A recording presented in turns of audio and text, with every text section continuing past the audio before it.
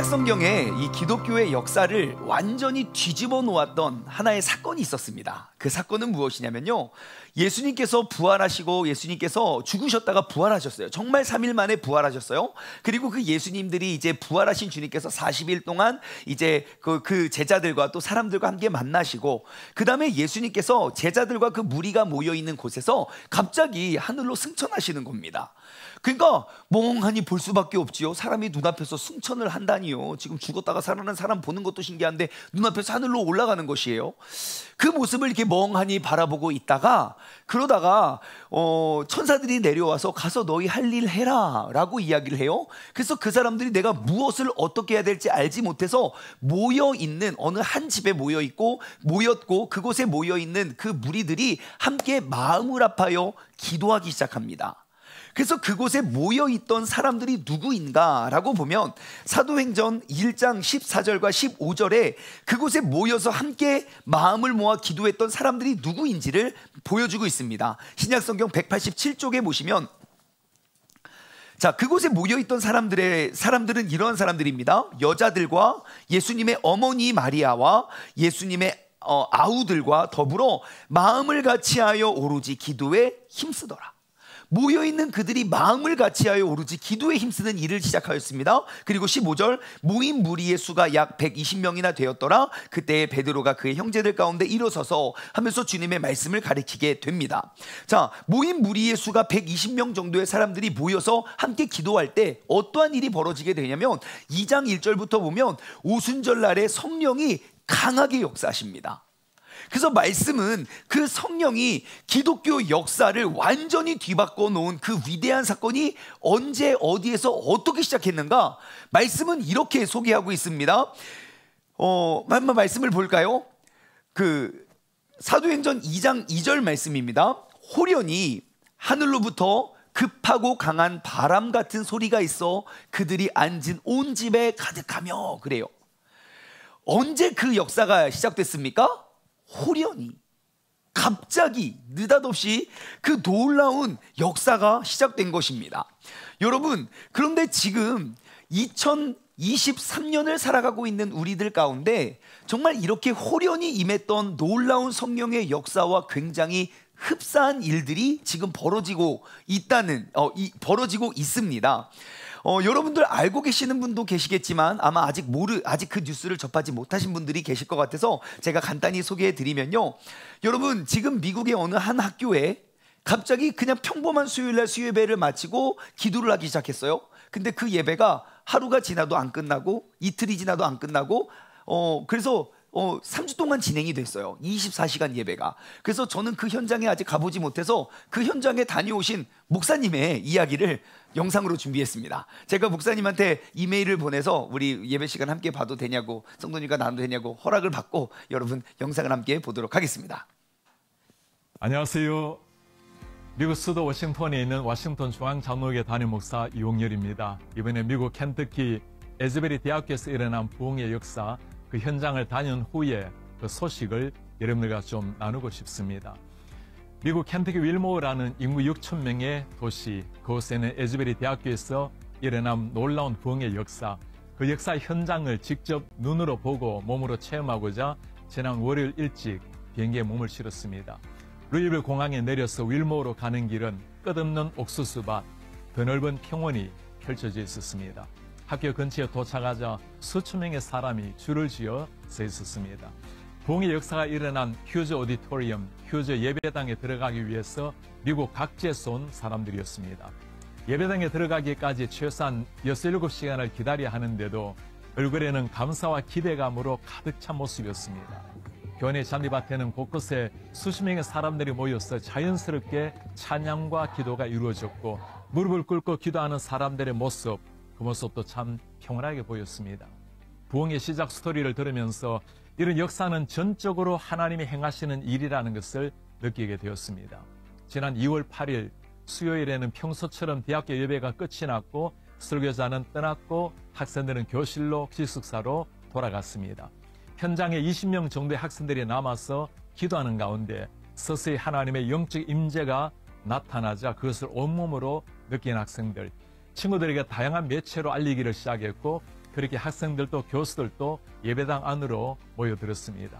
이 사실이 퍼져나가자 지역 목회자들, 성도들이 모여들기 시작했고 마침내 온라인상에 퍼져서 미국 각지에서 수많은 사람들, 심지어 해외에서도 이 현장을 보기 위해서 찾아왔습니다. 하루 코스로 준비한 걸음이기에 저는 예배당 안으로 들어갈 생각은 하지도 못한 채 이 부흥의 현장을 눈으로 본다는 것, 예배당 앞에 펜스를 붙들고 기도하는 것만으로도 충분히 감사리라는 생각이었습니다.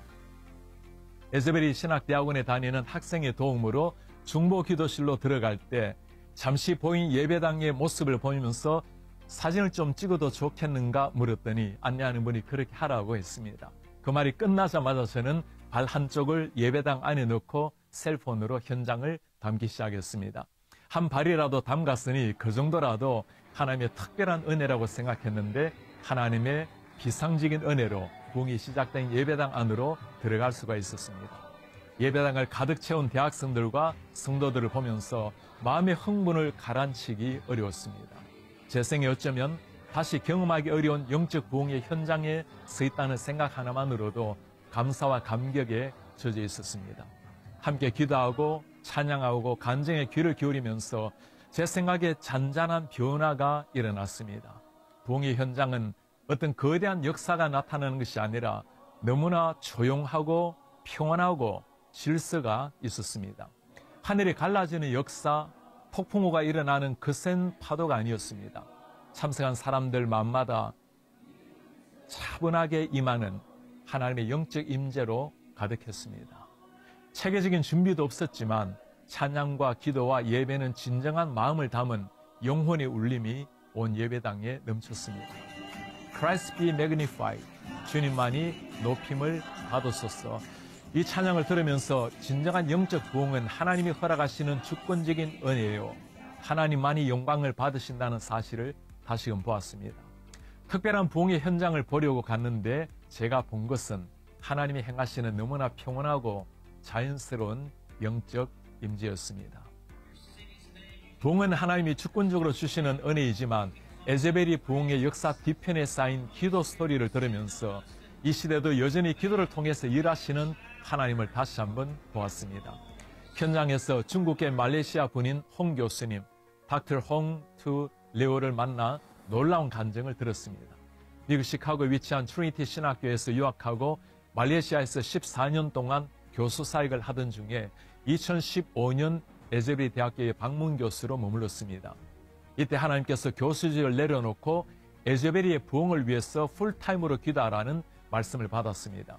스스로 보수적인 신학자이기 때문에 이런 신비한 비전에 대해서 선뜻 받아들이기 어려웠습니다. 그러나 결국 몇 차례 확인 과정을 거쳐서 하나님의 부르심으로 확신하고 주님께 순종하기로 결단했습니다. 결국 2019년도에 윌모어로 이주하고 에즈베리의 부흥을 위해서 기도하기를 시작했습니다. 홍 교수님은 대화 가운데 놀라운 사실을 들려주었습니다. 2020년 여름에는 하나님이 회개하라, 부흥을 위해 기도하라는 사인을 들고 기도하라는 말씀을 주셨습니다. 그는 또 한 번 하나님 앞에 순종했습니다. 그렇게 2년 동안 그 사인을 자신의 몸 앞뒤로 메고 다녔으니 얼마나 우스운 모습으로 보였을지 충분히 상상해 갔습니다. 저는 현지 목사에게 매일 그 사인을 메고 다녔으니 모르는 사람이 없겠습니다 라고 했어요. 사람들은 그를 샌드위치맨 혹은 사인을 든 사람, Man with a Sign이라고 불렀다고 했습니다. 홍 교수님뿐만 아니라 많은 기도 용사가 새벽을 깨워서 함께 기도했다는 소식을 듣고 정말 하나님께서는 기도를 통해서 놀라운 역사를 일으킨다는 것을 다시금 깨닫게 되었습니다.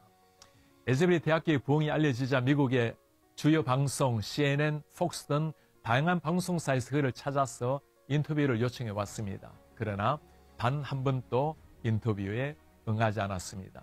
이 부흥을 가져온 분은 하나님이시고 모든 영광을 받으셔야 할 분도 하나님이시기 때문이었습니다. 저는 그의 아내에게 물었습니다. 남편이 이해하기 어려운 결정을 할 때 마음이 어땠습니까? 그녀의 대답은 간결했습니다. I just followed him. 당연히 그를 따랐지요. 그리고 한마디를 덧붙였습니다. Ultimately follow the Lord. 결국 주님을 따르는 일이었으니까요. 그 고백은 어떤 설교보다도 강렬한 울림으로 제 가슴에 남았습니다. 부흥의 역사 뒤편에 있었던 또한 스토리를 들으면서 이런 분들에게 참 고마운 마음까지 들었습니다. 부흥이 일어난 그날 설교한 분은 잭 미어크리스라는 젊은 목사였습니다. 자신은 대단한 설교를 한 것도 아니기에 속히 예배당을 빠져나왔다고 고백하는 목사님. 2주간 이어진 예배 중에 몇 차례 말씀을 전할 기회가 있었는데 그때마다 강조한 단어가 radical humility, 급진적 겸손이라는 말이었습니다. 이 부흥은 전적으로 하나님이 내려주신 선물이기 때문에 누구도 관심의 대상이 되어서는 안 된다는 말이죠. 오직 하나님만 영광을 받으셔야 한다는 말씀이었습니다. 에즈베리 대학교의 부흥이 알려지자 미국 전역에서 유명 목사들, 유명 찬양 인도자들이 접근하기 시작했습니다. 그러나 학교는 그 어떤 알려진 목회자나 찬양 인도자를 세우지 않고 평소처럼 지극히 평범한 분들이 계속 예배를 이어갔습니다.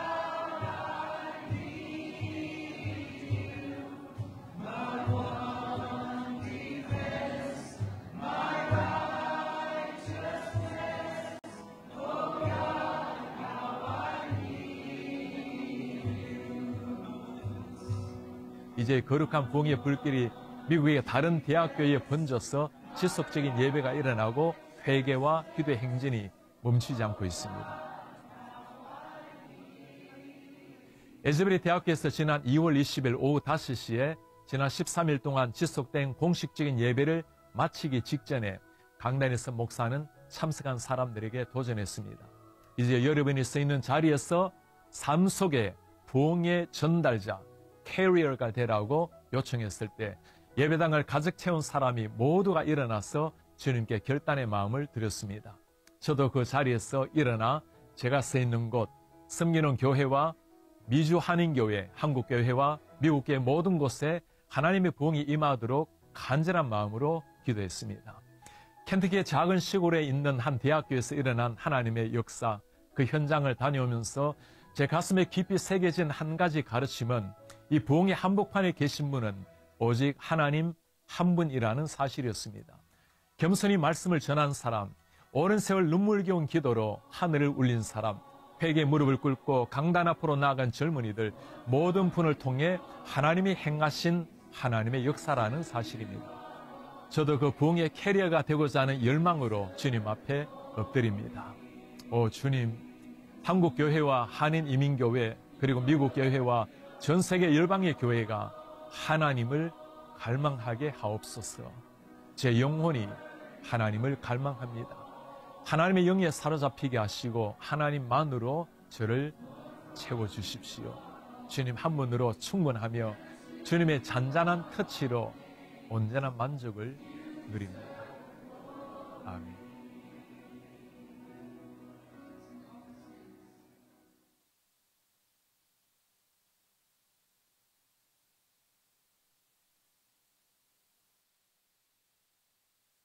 하나 둘. 2023년 2월 8일 수요일 날 시작되었던 그 한 번의 그냥 평범했던 예배가 총장님께서 학사 일정 때문에 이제 강제로 중단을 하기 전까지는 그 예배가 멈춰지지 않았습니다. 무려 2주 반 동안 24시간의 예배가 계속 진행되었습니다. 근데 예배가 하루하루 진행되면 진행될수록 그 19명, 정확히 19명이 모여서 기도하기 시작했는데 그 기도의 불씨가 무려 21일 동안 시간으로 계산해 보니까 대략 한 500시간의 연속 예배가 이루어지게 된 것이에요. 우리가 보았던 저 영상이 그 한 번의 예배를 위해서 사람들이 몰려든 게 아니고요. 그 한 번의 예배를 드리기 위해서 밖에 6시간, 7시간을 서 있었고 그곳에 서 있기 위해서 또 8시간, 9시간을 운전해서 나왔다는 것입니다. 어찌 이것이 사람의 노력으로 혹은 사람의 설득으로 가능할 수 있겠냐는 것이에요.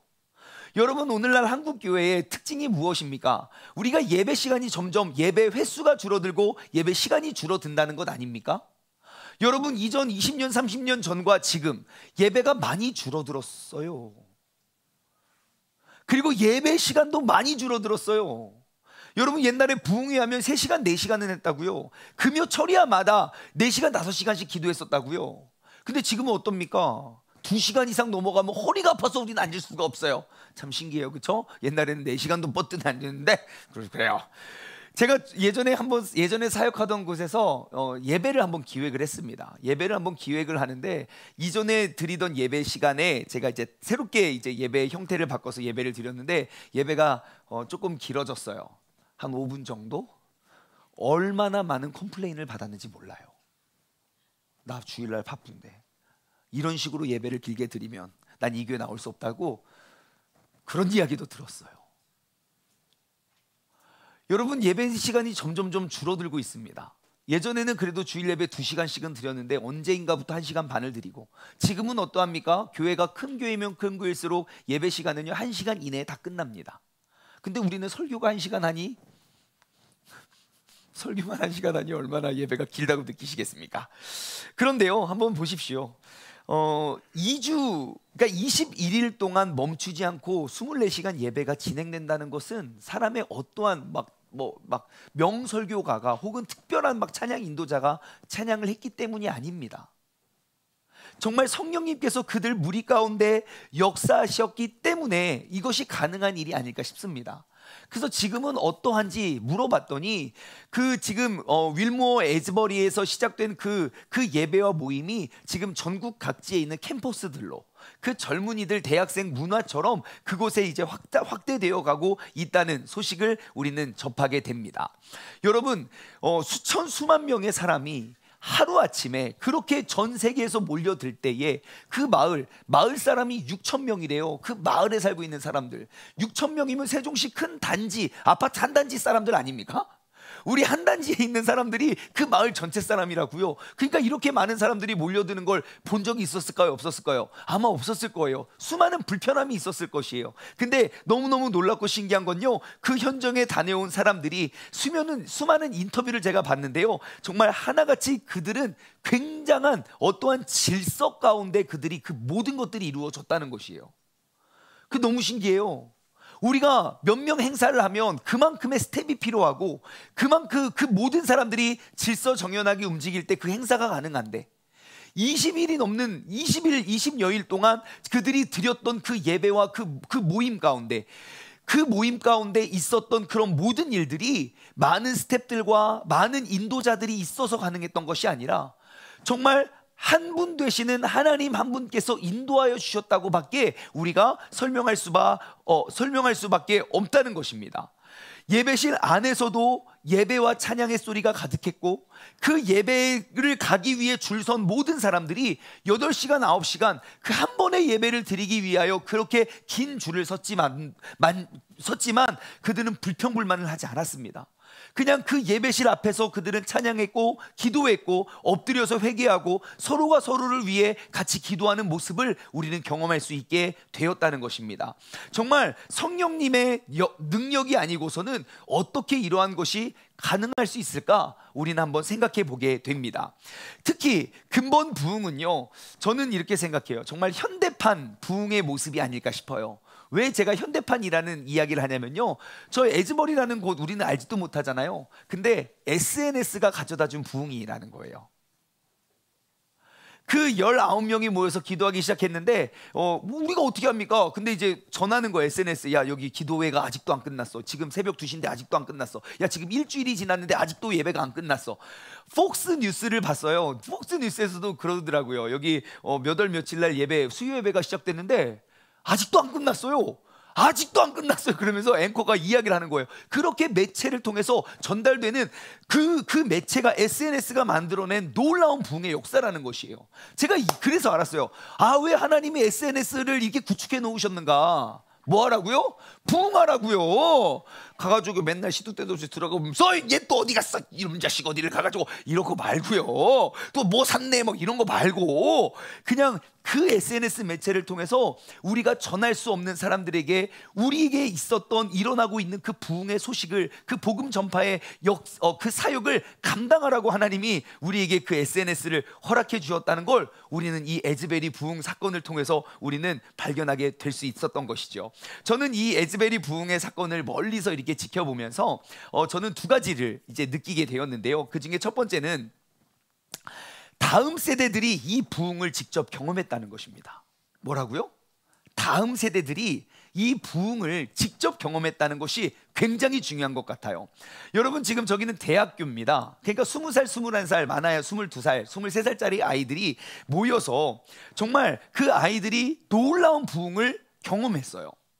근데 생각해 보세요. 여러분, 혹시 여기도 있지만 하진아, 너 혹시 부흥이 뭔지 알아? 부흥의 모습을 본 적 있어요? 하진이는요, 어려서부터 교회 다니는 아이예요. 믿음 좋은. 부흥이 무엇인지 몰라요.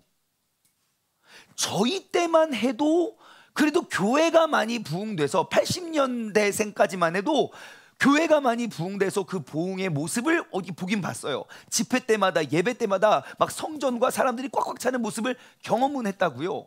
그런데 90년 이후로, 2000년 이후로 태어난 사람들에게 있어서 부흥이 뭘까요? 어떠한 성경책이나 어떠한 역사책에 담겨져 있는 단어일 뿐이지 그 부흥이 뭔지를 몰라요. 하물며 2000년 이후에 태어난 이 20살, 21살짜리 아이들이 성경에 기록되어 있는 그 부흥이 무엇인지를 경험하게 되었다는 것이에요. 아마 70년 이전에 태어나신 분들이라면 여러분, 부흥 딱 떠오르는 이미지 하나 있지 않습니까? 언제 떠오르십니까? 예? 아마 이 모습 아닙니까? 저게 뭐죠? 1973년 여의도 광장에 빌리 그레이엄 목사님이 오셔서 말씀을 전하실 때 몇 명 모였는지 아십니까? 예, 여의도 광장에 저 쬐끄만 게 사람입니다, 여러분. 120만 명이 모였습니다. 120만 명.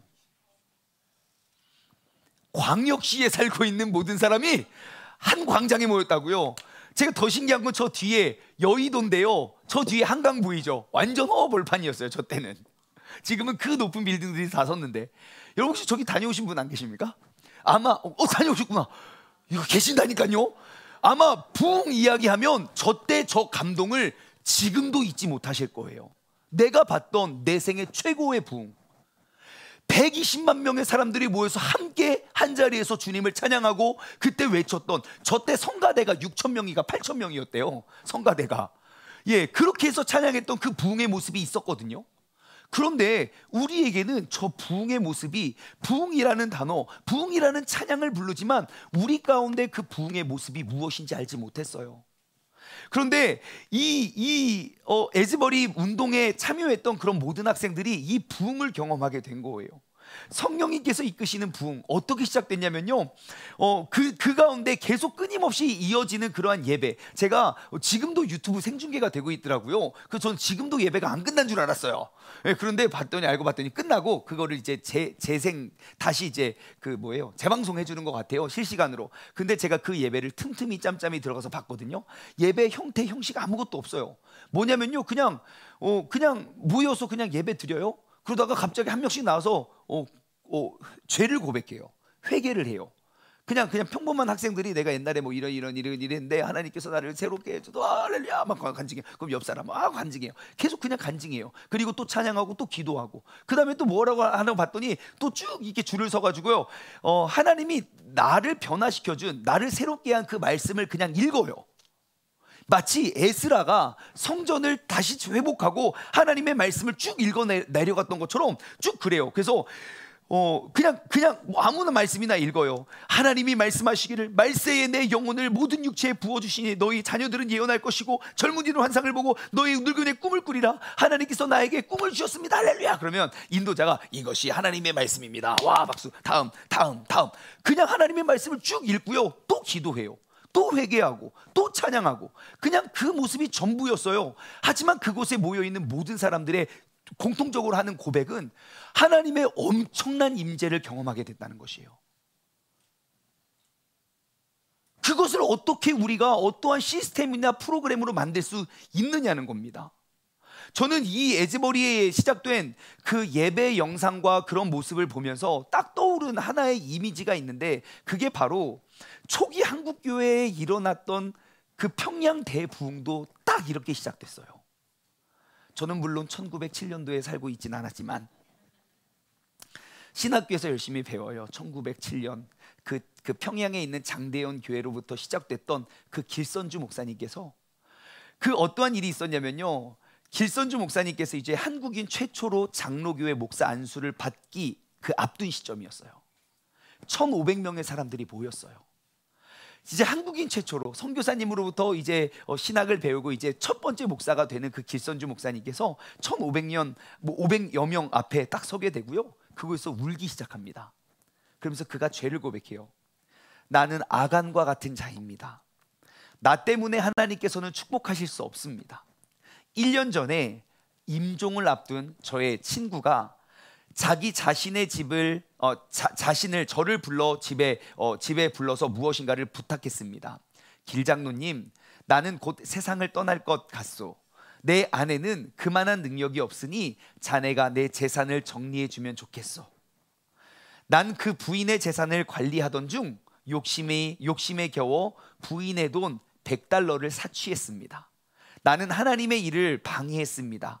저는 내일 아침 그 돈을 그 미망인에게 돌려드리겠습니다 라고 자기의 죄를 그 많은 사람들 앞에 고백했어요. 그때 그 예배가 새벽 2시가 돼도 끝나지 않았어요. 서로들 선교사님들 사람들 나와서 각자 한 명 자신의 죄를 고백함으로 그 예배를 멈출 수 없었고 그곳에서부터 평양의 대부흥이 일어나기 시작한 것이지요. 이게 바로 호련히 임했던 성령님의 역사였어요. 지금 이 에즈버리에서 있었던 그 많은 학생들이 인터뷰 내용들을 막 이제 영상을 만들어서 막 나누고 있는데요. 어떠한 한 학생의 인터뷰 내용을 보면요, 이래요. 예배당 전체가 무릎을 꿇고 죄를 자백하며 회개하였습니다. 이날 1,600명 이상의 사람들이 하나님께 회개와 제사함을 간구했습니다. 그때 그 학생이 하는 말, 이 고요한 예배당에서 하나님의 심장 박동 소리가 들렸습니다. 그래요. 그 20살, 21살짜리 아이가 그냥 평범한 공간에서 하나님의 심장 소리를 들은 거예요. 그리고 나서 정말 수많은 기부가 그 학교에 쏟아졌습니다. 그 시골에. 제가 그 영상에 담겨 있는 걸 봤는데 이제 교수님들이인 것 같아요. 되게 허름하고 그냥 뚱뚱하고 그냥 그런 평범하신 분들이에요. 근데 여기서 계실 때 막 돈을 계속 강대상 위에 내어놓더라고요. 그 모습을 보고 막 앞에서는 막 울고, 초대교회에 일어났던 그 부흥의 모습과 너무 흡사하더라고요. 또 어느 학생은 또 이렇게 고백합니다. 학교에서 항상 부흥에 관하여 배웠지만 단 한 번도 부흥을 본 적이 없습니다. 제가 그 말을 딱 듣는데, 아 맞아, 우리 아이들도 부흥을 본 적이 없겠구나. 부흥이 무엇인지도 모르고 무엇인지도 알지도 못하는 걸 계속 그냥 노래하고 부흥을 외치고 있었겠구나 라는 생각이 들더라고요. 진짜 일어날 수 있을지도 몰랐어요. 저는 막연히 교실에 앉아서 캠퍼스에 일어나고 있는 부흥의 불길이 전 세계 전역으로 퍼져나갔다는 이야기만 듣고 있었습니다. 하면서 지금 그 학교 내에서 일어나고 있는 그 부흥의 모습을 본 그 아이가 그 인터뷰의 마지막에 이렇게 이야기합니다. 부흥은 실제입니다. Revival is real 그러더라고요. 부흥은 실제입니다. 그저 소문 속 이야기가 아닙니다. 부흥은 실제입니다 라고 외치는 그 아이가 너무너무 멋있더라고요. 그리고 에즈버리에서부터 시작된 이 부흥은 미국 전역의 캠퍼스마다 지금 확대되어 가고 있다는 것입니다. 그러면 이 부흥에 남겨놓은 열매는 무엇입니까? 아직 모르죠. 하지만 이 부흥의 사건으로 인해서 앞으로 5년 뒤, 10년 뒤에 미국 사회의 어떠한 부분에 있어서 큰 변화가 일어나지 않을까 우리는 기대하게 됩니다. 여러분 잘 아실 거예요. 미국은요, 전 세계에서 기독교로 세워진, 그러니까 종교의 자유를 얻기 위해 청교도들이 발견한 신대륙이었거든요. 하지만 그래서인지 몰라도 한 100 몇십 년 역사에 전 세계 가장 으뜸가는 나라가 됩니다. 하지만 지금 미국의 종교와 그리고 기독교가 몰락하는 그 속도가 너무 빠른 거예요. 동성애들을 제일 많이 이렇게 인정하고 또 이렇게 하는 그러한 문화들과 그러한 것들이 너무너무 팽배해졌어요. 근데 저는 이 사건을 보면서 딱 두 가지 생각이 들더라고요. 하나님은 언제나 우리가 돌아오길 원하시거든요. 근데 우리가 깨닫는 시점이 딱 두 가지예요. 첫 번째는 하나님의 진노와 심판, 그 재앙을 통해 우리가 깨닫던지, 아니면 이와 같은 회개 운동에 의해서 깨닫던지. 여러분, 우리가 외쳐야 할 그 회복은 무엇을 통해 얻길 원하십니까? 분명히 이 나라 이 민족 가운데 어느 부분에 있어서 그런 회복이 일어나지 않을까 기대해 봅니다. 여러분, 우리 아이들, 우리 자녀들에게 있어서 부흥은 과연 무엇이겠습니까? 단지 책에서 나올 법한 그러한 단어가 아닐까요? 단지 70년대 60년대에나 꼭 있을 법한, 지금 이 시대에 우리 교실을 가도 학교에 다니네, 교회 다니네 나밖에 없는데 어떠한 부흥을 꿈꾸고 어떠한 부흥을 생각하시겠습니까? 여러분, 이제 우리가 2023년도에 나의 삶 속에서 우리가 진정한 부흥이 무엇인지를 우리가 증명하고 보여주고 우리 다음 세대들에게 그 부흥이 실제가 되는 그러한 역사를 우리 모두가 남기기를 소망합니다. Revival is real. 부흥은 실제입니다. 이 고백을 우리 다음 세대들의 입으로부터 우리가 들을 수 있는 그 부흥을 우리 모두가 함께 꿈꾸며 나아가기를 소망합니다. 제가 이 사건을 보면서 두 번째 느꼈던 것은 부흥의 역사는 아주 평범한 사람들로부터 임하게 되었다는 것입니다. 아주 평범한 사람. 여러분, 24시간 예배가 연속되면 될수록 또 더욱더 많은 사람들이 몰려들수록 아까 그 인터뷰에서 보셨지만 유명한 목사님들과 유명한 찬양 인도자들, 전 세계적으로 유명한 사람들이 다 연락이 왔대요. 근데요, 학교에서 다 거부했대요. 그래서 진짜 이게 영상 저 계속 봤는데 되게 뚱뚱한 여자 있어요. 되게 늘 편안한 목장이에요. 그리고 아까 그 목사님 있죠, 설교했던 목사님, 저 반팔 입은 거 봤는데요, 문신이 목사님 왜 그래? 아무튼 막 그래요. 그냥 평범한 맨날 보던 사람들인데, 여러분 아까 그 예배당 봤습니까? 그 흔한 건반, 키보드도 없어요. 그냥 피아노 한 대에 그냥 오르간 있는데 오르간 치는 건 못 봤어요. 파이프 오르간, 되게 복잡하거든요. 아무튼 피아노 한 대로 해요. 사람들이요, 기타도 없고 드럼도 없고 아무것도 없어요. 그러니까 예배를 인도하는 사람들이 기타 메고, 그리고 카운이라고 이제 네모난 나무 상자에 드럼 소리가 나는 악기가 있거든요. 그걸로 그냥 두드리면서 그렇게 찬양을 하는데 500시간을 예배한다고요. 학교에서 멈춰서 끝났지 안 멈췄으면 지금도 드릴 수도 있어요. 여러분, 저는 이 사실을 보면서 아주 중요한 사실을 깨닫습니다. 우리가 늘 외치는 부흥은 어떠한 특정한 사람들에 의해서, 여기서 말하는 그 특정한 사람은 막 10,000명, 20,000명을 끌어들일 수 있는 능력, 막 달변가 혹은 엄청난 그런 재능을 가진 사람을 말하는데요, 어떠한 특정한 사람에 의해서 이루어지는 것이 아니라는 것이에요. 어떠한 좋은 프로그램이 만들어내는 것이 성경이 이야기하는 성령의 역사가 아니라는 것이에요. 어떠한 특별한 시설이나 어떠한 멋진 시스템이 만들어지는 것이 아니라는 것입니다. 성령님께서 거하시면 그곳에는 회개와 찬양의 회복의 역사가 일어나게 되는 것입니다. 환원하면요, 우리가 무엇인가 부흥을 꿈꾼다면 우리 모두가 집중해야 할 것은 어떠한 외적인 것이 아닙니다. 초대교회 성도들이 그러했던 것처럼 우리가 마음을 모아 한 마음 한 뜻으로 함께 기도하는 것에서부터 그 부흥과 회복을 경험하게 되는 줄 믿습니다. 오늘 본문 말씀 사도행전 4장 말씀을 보면요, 다시 한번 그 성령의 강한 임재를 경험하게 되는 사건이 등장합니다. 사도행전 4장 24절 말씀을 보면요, 오늘 우리 본문 말씀 31절부터 보았지만 24절부터 먼저 한번 볼게요.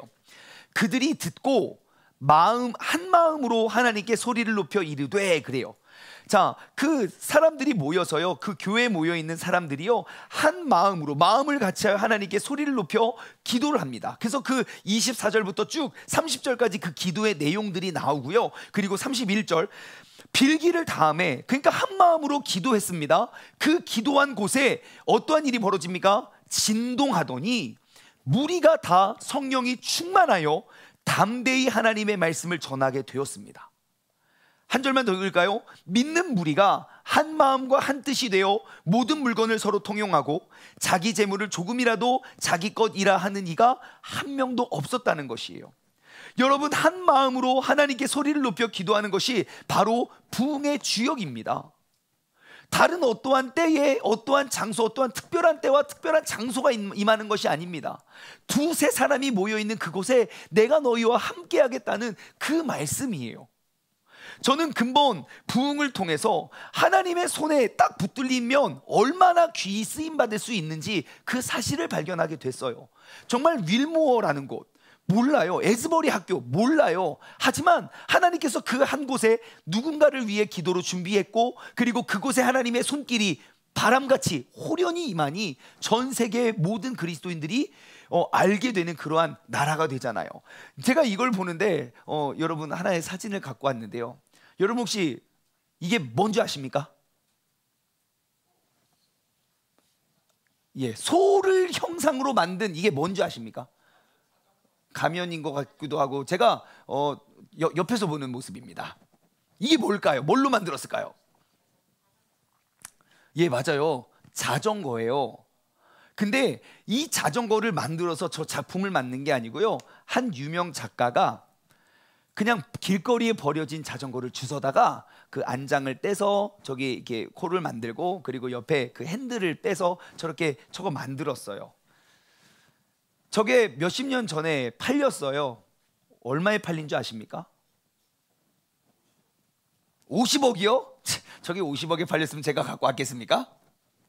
여러분, 저거 얼마인 줄 아십니까? 300억에 팔렸어요. 300억.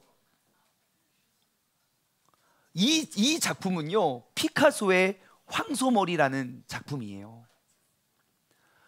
여러분, 그냥 길거리에 버려진 자전거일지라도 피카소의 손에 들려지면 300억이 되더라고요.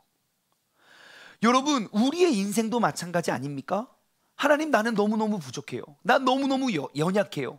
난 정말 버려진 인생이에요. 누구도 난 아무것도 할 수 없습니다 라고 말할지 몰라도, 이 연약하고 작은 사람이 하나님 손에 딱 붙들림 바 받으면 여러분, 300억이 뭡니까? 돈으로 환산할 수 없는 그런 큰 은혜를, 그 큰 능력을 우리 모두가 경험하고 누리게 되는 줄 믿습니다. 여러분, 지금 윌모어에 일어나는 이 부흥의 운동은 우리에게 주어지는 메시지는 그것입니다. 하나님 손에 붙들리려 하나님께서 사용하시면 정말 버려지는 인생 가운데서도 전 세계에 정말 놀라운 부흥의 역사의 주역이 될 수 있다는 것입니다. 그러므로 우리가 하나님께 쓰임받는 인생이 되기 위해서 우리가 해야 될 건 무엇입니까? 우리가 하나 되어 기도하는 것입니다. 여러분, 우리가 그 성령의 부흥을 우리가 어떻게 경험해야 될까요? 한번 생각해 보세요. 내가 성령 충만한 삶을 살기 위해서 첫 번째, 성령이 호련히 나에게 임해지면 내가 그 성령 충만한 삶을 살겠다. 1번. 아니면 이렇게 될까요? 내가 성령의 충만한 모습을 내가 의지적으로 살아가는 것을 통해서, 나의 삶의 모습을 통해서 성령님이 나와 함께하고 있다는 것을 증명해 보이겠다. 2번. 잘 보세요. 다시 정리해 드릴게요. 성령님이 호련히 나에게 훅 임하시면 하면서 나는 새 사람이 된다. 1번. 2번, 내가 예전과는 다른 새 사람의 모습으로 살아감을 통해서 성령님이 지금 나와 함께하고 있어를 경험하는 것일까요? 2번. 하나 둘 셋. 1, 2번 다 되죠.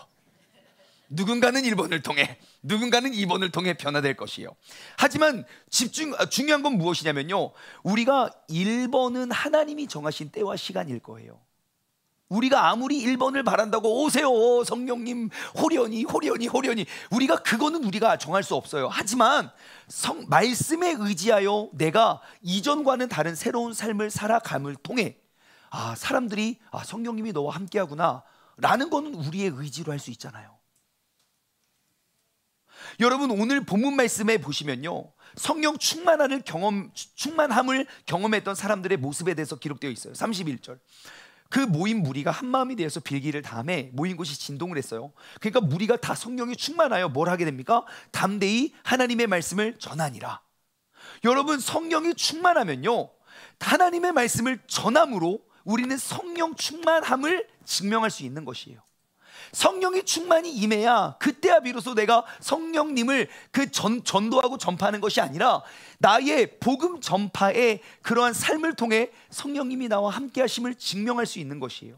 32절, 믿는 무리가 한 마음과 한 뜻이 되어, 믿는 무리가 한 마음과 한 뜻이 되는 것이 성령이 임해야만 일어나는 일이 아니라 우리 모인 무리가 한 마음이 되고 한 뜻이 되어서 한 목소리로 그것을 기도한다면 그것이 바로 성령님이 함께 하심의 증거가 된다는 것이에요.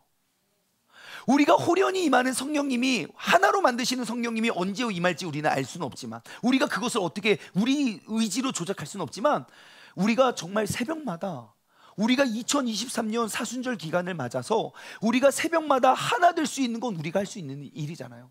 그 하나됨을 통하여 성령님이 지금 나와 함께함을 우리가 경험할 수 있는 것 아닙니까? 그러므로 내일 새벽 예배에 나와야 되겠습니까? 안 나와야 되겠습니까? 여러분들이 성령에 충만한 사람인지 아닌지 여러분들이 결정했으면 좋겠습니다. 자, 여러분 또 더 읽어볼게요. 32절, 믿는 무리가 한 마음과 한 뜻이 되어서 그 다음 뭘 합니까? 모든 물건을 서로 통용한대요.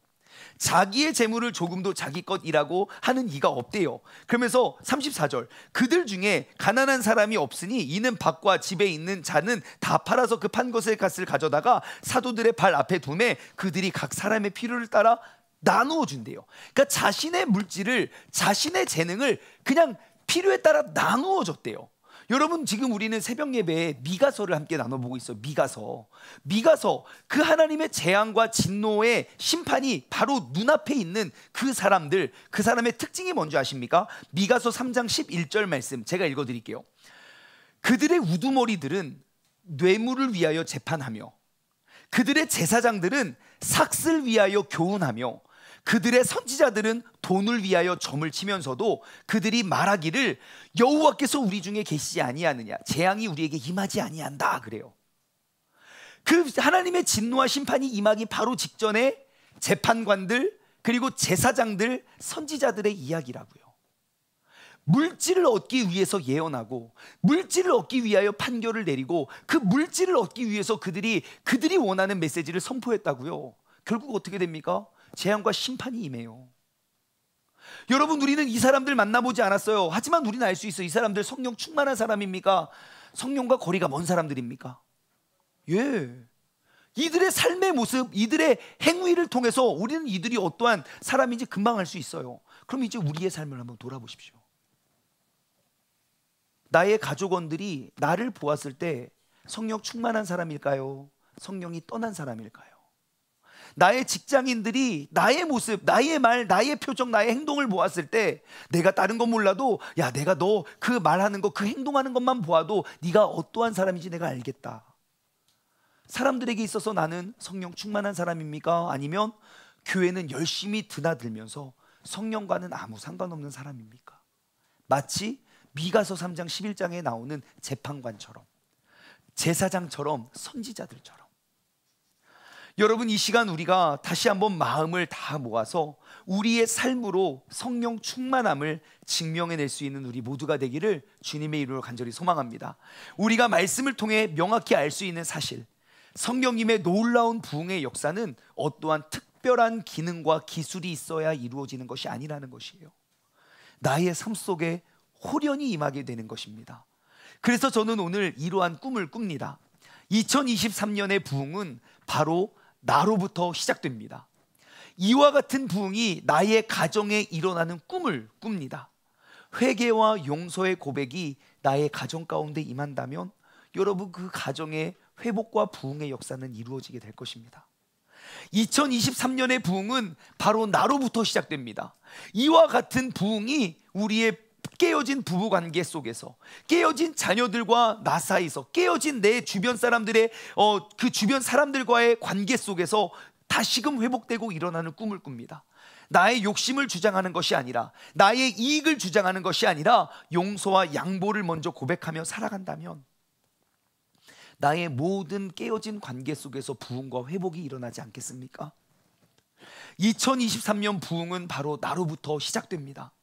이와 같은 부흥이 무너졌던 모든 삶으로부터 다시금 일어나고 회복되는 꿈을 꿉니다. 내가 나를 생각했을 때, 사람들이 손가락질하고 비난하고 비방할 때 너는 이 세상에 조금도 도움이 되지 않아, 너 같은 사람은 차라리 없는 게 나아 라고 비방하고 조롱할지라도, 아무리 볼품없이 버려진 자전거일지라도 하나님 손에 탁 붙들리면 세상에서 무엇과도 바꿀 수 없는 그러한 귀중한 가치의 삶이 되는 것입니다. 내 마음이 주님을 의지하여 그렇게 변화되는 것이 우리가 꿈꾸고 이루어야 할 부흥이 되는 줄 믿습니다. 여러분, 2023년의 부흥은 바로 나로부터, 오늘 이 자리에서부터 2023년에 우리 부흥을 꿈꾸며 나아갈 수 있는 우리 모두가 되기를 주님의 이름으로 간절히 소망합니다. 적용 질문을 드립니다. 첫 번째, 우리 함께 하나 되어서 기도합시다. 여러분, 호련히 임하는 성령님의 임재는 우리가 만들 수 없지만 모임 무리가 하나 되어서 성령 안에서 기도하는 것은 우리가 할 수 있는 것입니다. 여러분, 우리 모두가 함께 마음을 모아 기도하며 나아가길 원해요. 지금이 우리가 하나 되기 가장 좋은 때예요. 새 성전으로 들어가기 전에 우리 모두가 함께 모여 기도하고 꿈꿀 때에 주님의 계획을 우리에게 말씀해 주시지 않겠습니까? 여러분, 우리가 하나됨에 우리의 힘과 우리의 마음을 모으길 소망합니다. 두 번째, 내 삶의 부흥이 일어나야 할 곳은 어디 혹은 무엇입니까? 여러분, 내 삶에 정말 주님의 부흥이 일어나야 할 곳, 회복이 일어나야 할 곳이 무엇인지 혹은 누구인지를 돌아보았으면 좋겠어요. 다 깨지고 부셔지고 조각나고 이제는 희망도 꿈도 그러한 것도 없는 그곳에 성령님이 함께 하시면 반드시 회복이 일어납니다. 정말 호련히 불일 듯 일어나는 그런 놀라운 역사를 경험하게 될 것입니다. 여러분, 나의 삶을 한번 돌아보아 정말 주님의 부흥의 역사가 나의 삶과 나의 말을 통하여 회복되어질 그날을 생각하며 우리가 나아갔으면 좋겠어요. 마지막으로 세 번째, 여러분, 죄를 고백하십시오. 그러면 그곳에서 부흥이 일어납니다. 여러분, 우리가 늘 드리는 말씀이지만 죄는 고백되어질 때 그 순간 그 죄는 힘을 잃어버립니다. 죄를 감추고 있으면 죄를 감추는 것 같아 보여도 그 죄가 너무너무 살아서 나의 모든 마음을 깨뜨려 버리는 거예요. 주님께서 나를 창조하신 그 모든 가능성을 다 죽여버리는 게 바로 내 안에 담겨진 살아있는 죄라고요. 하지만 진짜 신기해요. 그 죄는 고백되어질수록 그 힘이 모든 한순간 잃어버리게 된다는 것이에요. 이제는 우리가 마음을 모아서 여러분들 또 믿음의 사람들과 함께 우리의 죄를 고백함으로 우리의 삶에 무너지고 깨졌던 그런 모든 곳들로부터 그런 부흥을 경험할 수 있는 우리 모두가 되길 소망합니다. 오늘 예배를 마치며 우리 성령이 오셨네 함께 우리가 마음을 다해 우리가 한 목소리로 찬양하시고 기도하시고 그리고 축도로 예배를 마치도록 하겠습니다.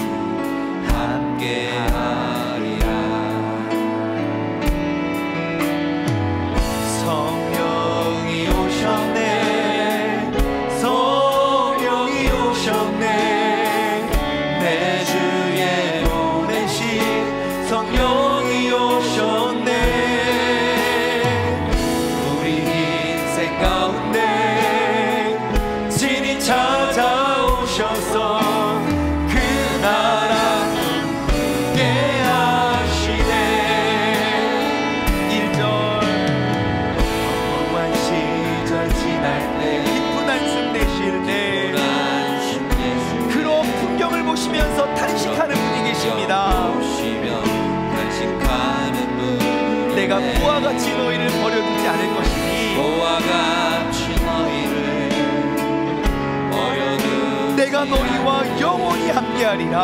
내가 너희와 영원히 함께 성령님이 이 시간 우리 가운데 임하십니다. 성령이 오셨네.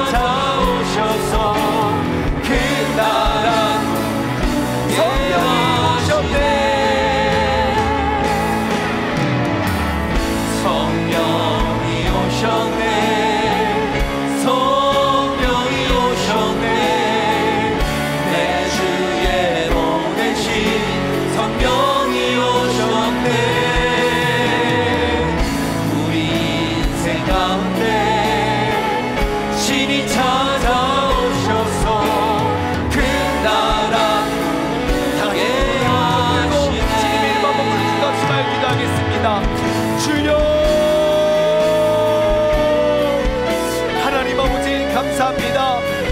아버지 하나님, 나의 삶의 현장 가운데 우연히 임하시는 그 주님의 성령의 능력을 우리가 경험하고 체험하기를 원합니다. 아버지 하나님, 나는 주님께서 내 안에 힘이 내주하시어 아버지 나의 삶을 통하여 아버지 말씀하시는 그 성령님을 내가 의지하여 아버지 나의 변화된 말로 성령님이 나와 함께 하심을 증명하게 하시고 아버지 이미 내가 하나님의 말씀을 믿고 의지하는 그 믿음을 통하여 아버지 하나님 이미 나에게 내 안에 와서 아버지 하나님의 말씀을 듣게 하여 주시고 그 말씀을 통하여 아버지 나의 달라진 나의 삶을 아버지 그것으로 인하여 아버지 하나님 성령이 나와 함께 하심을 우리가 증명하고 보여낼 수 있는 우리 모두가 되게 하여 주시옵소서. 아버지 하나님, 성령님께서 이 시간 우리의 삶에 무너지고 황폐하고 아버지 찢겨지고 부셔진 그곳 가운데 주님께서 임하실 때 다시금 회복과 놀라운 아버지 부흥의 역사가 일어나게 될 줄 믿사오니 아버지 하나님, 주님께서 우리의 모임과 아버지 우리의 가정과 우리의 직장과 우리의 학교와 우리의 일터 가운데 주님께서 함께하여 주시고 아버지 하나님, 성령님께서 나와 함께 하시는 증거를 우리가 비추고 보여주며 나아갈 수 있는 믿음의 자녀들 되게 하여 주시옵소서. 성령님, 이 시간 우리의 모임과 우리의 마음과 우리의 삶 가운데 임하여 주실 줄 믿습니다.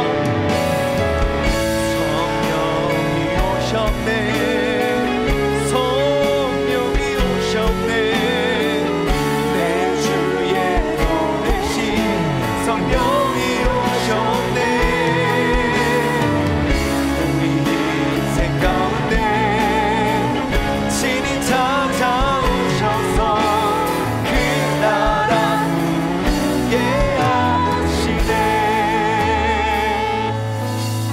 하나님 아버지 감사합니다. 2023년 아버지 우리의 삶과 일상 가운데 지금도 호련히 임하는 그 성령의 불길의 역사가 우리의 삶의 현장 가운데 이루어지고 있다는 사실을 알게 하여 주신 주님께 감사드립니다.